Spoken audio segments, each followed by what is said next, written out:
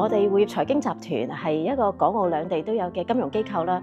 我哋不知不覺同香港兒童心臟基金會都自2017年開始都合作咗8個年頭啦。咁我哋呢個合作都係一個好高興嘅合作。其實一向都好注重社會服務嘅，我哋每年咧都會揾唔同嘅NGO 啊或者慈善團體去合作啦。咁所以有一次我哋同事啦，咁喺灣仔會展有個展覽，貴會嘅同事有個交流啦。咁我哋都發覺香港兒童心臟基金會係一個不牟利嘅團體啦。咁亦都其實冇政府嘅資助啦。咁我哋覺得係一個好特別嘅服務啦。咁所以我哋就決定支持香港兒童心臟基金會。我哋澳門啦都會有舉辦常識問答比賽啦。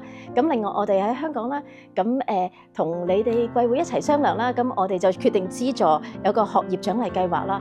咁不知不覺喺呢8年，咁我哋都見到同學收到呢個獎學金係好開心嘅，亦都俾到我哋一個動力去繼續支持佢哋。另外我哋亦都見到貴會嘅創辦人啦，阿 Jenny 啦、阿 Christine 啦，同埋阿周醫生啦，都充滿活力，亦都為貴會出心出力。咁亦都感覺令到我哋更加覺得我哋需要支持你哋，我哋可以一齊去同行，支持更加多嘅心同。我哋8年嘅合作都係我哋集團同埋兒童心臟基金會嘅友誼嘅成長啦。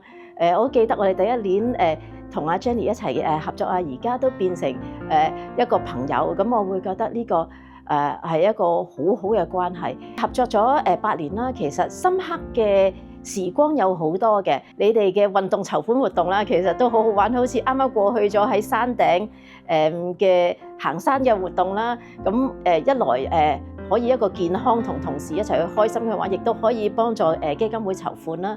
咁另外我亦都記得我哋喺 Covid 嘅時候啦，雖然我哋唔可以面對面見面，但係我哋都可以網上一齊同啲小朋友去接觸啊、玩遊戲啊，都係一個幾難忘嘅事嘅。咁亦都見到好多sponsor 啦，都係由我哋一開始就已經可以見面。咁每年籌款都見到大家其實都係好開心嘅時候嚟嘅。我哋見到對心童咧，真係一份充滿關懷嘅。